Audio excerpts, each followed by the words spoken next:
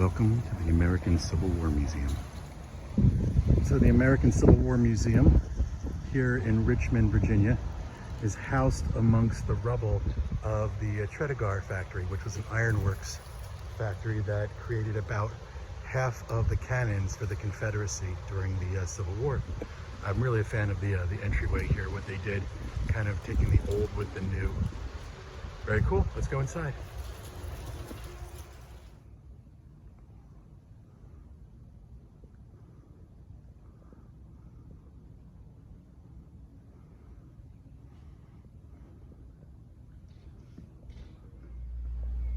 In the lobby, they have some really crazy juxtaposed characters here, like we have Harriet Tubman next to Pickett, who was instrumental for the Confederacy.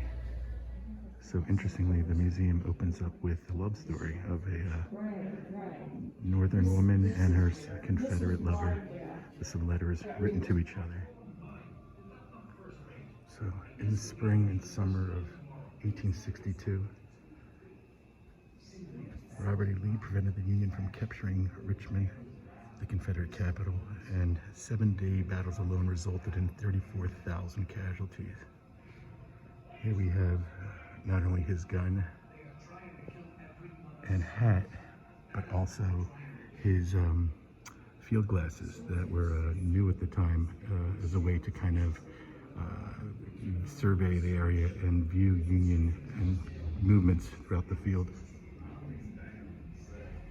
We also have Lee's satchel.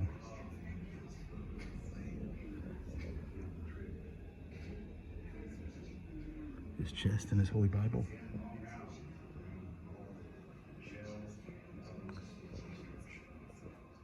The museum makes note of the 180,000 black troops that served in the Army, while approximately 18,000 served in the Navy.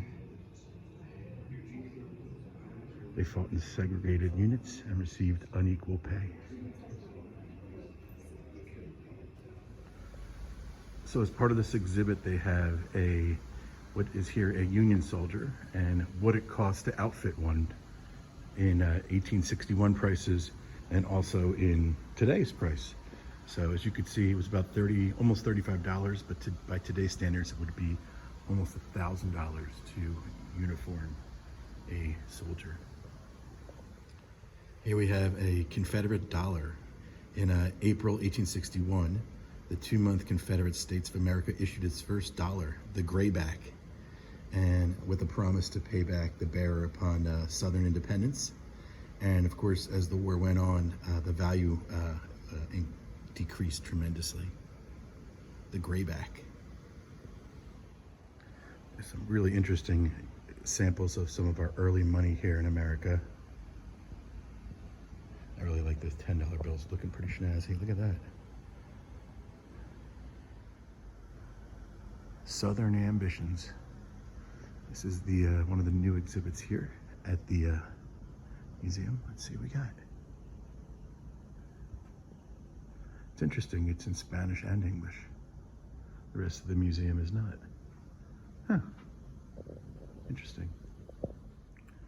Jefferson Davis. All he wanted to do was have the South be left alone. He wanted this Confederacy to control its own economic, political, and social future rather than have it dictated by the United States and the North. Here we have the Articles of Succession from New Orleans, where they justified slavery and claimed that the Confederacy would be a mature world power. So as part of this exhibit, Southern Ambition, it talks about the slave trade and how the Confederacy were trying to build loyalties with other countries, specifically Brazil and Spain, Cuba and Puerto Rico, by expanding the slave trade.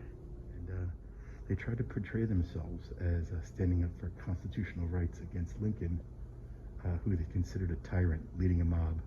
Interesting, this is a Confederate seal that of all people they put on there was George Washington. They claimed legitimacy and stability by using the image of George on their national seal. Did not know that. Emancipation was a struggle, not a single event. During the war, many enslaved people risked their lives to escape, while others achieved freedom when the Union passed through.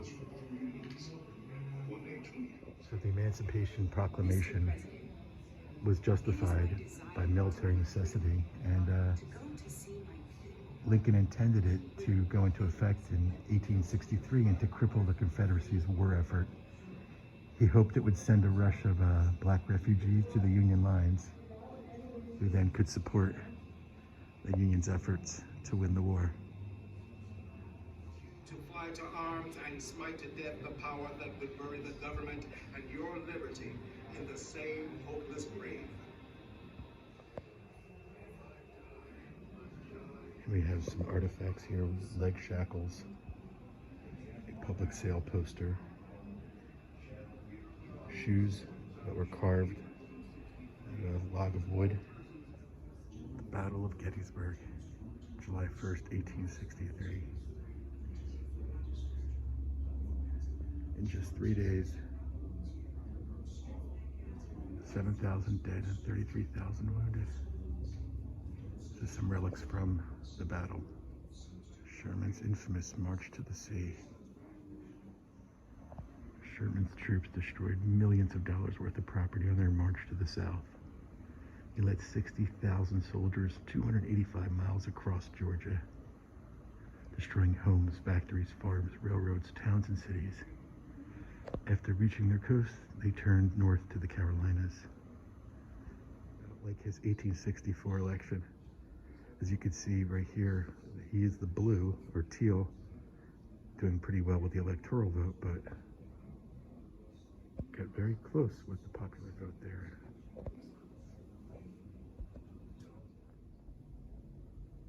May 10th, 1865, President Davis captured and surrendered. This is actually the suit that he was wearing when he surrendered on that date.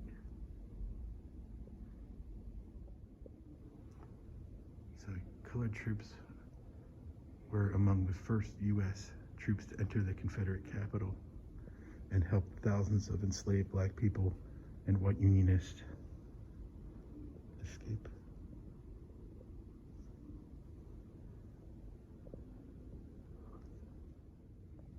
Five days later, Abraham Lincoln was shot.